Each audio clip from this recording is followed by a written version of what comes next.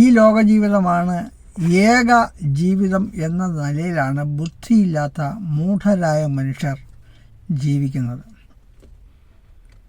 ഈ ലോകത്താണ് എല്ലാം എന്ന് കരുതി ഈ ലോകത്തിൽ മനുഷ്യരുടെ മാനത്തിനും ബഹുമാനത്തിനും വേണ്ടിയും ജീവിക്കുന്ന, ഈ ലോകത്തിൽ മാത്രം ജീവിച്ചൊടുങ്ങുന്നവരാണ് ബുദ്ധിഹീനർ എന്ന ദൈവം വിളിക്കുന്നത്.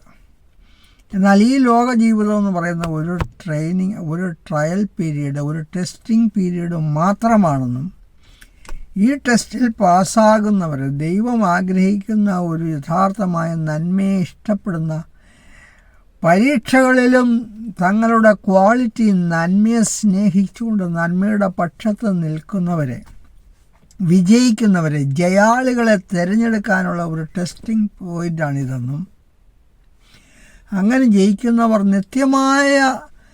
നിത്യമായ ജീവിതത്തിന് വേണ്ടി ഒരുക്കപ്പെടുകയാണെന്നും ആ നിത്യമായ ജീവിതമാണ് യഥാർത്ഥ സ്വർഗീയ ജീവിതമെന്നും എവർ ലാസ്റ്റിംഗ് ജീവിതമെന്നും എന്നുള്ള സത്യം ഇവിടെ വച്ച് തിരിച്ചറിഞ്ഞാൽ, ഇവിടെ വച്ച് ക്രിസ്തുവിൻ്റെ വചനം സ്വീകരിച്ചാൽ അവർക്ക് സുബോധം പ്രാപിച്ച് ആ നിത്യജീവിതത്തിന് വേണ്ടി ജീവിക്കുവാൻ സാധിക്കും.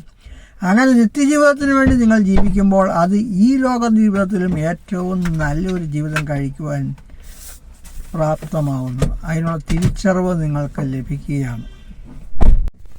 നിത്യമായ ജീവിതത്തെക്കുറിച്ചും ഈ ലോക ജീവിതത്തിൻ്റെ ഉദ്ദേശത്തെക്കുറിച്ചും നിങ്ങളെ പഠിപ്പിക്കുവാനായിട്ട് സ്വർഗത്തിൽ നിന്ന് മനുഷ്യനായി ഇറങ്ങി വന്ന യേശുക്രിസ്തുവിന് മാത്രമേ കഴിയുള്ളൂ.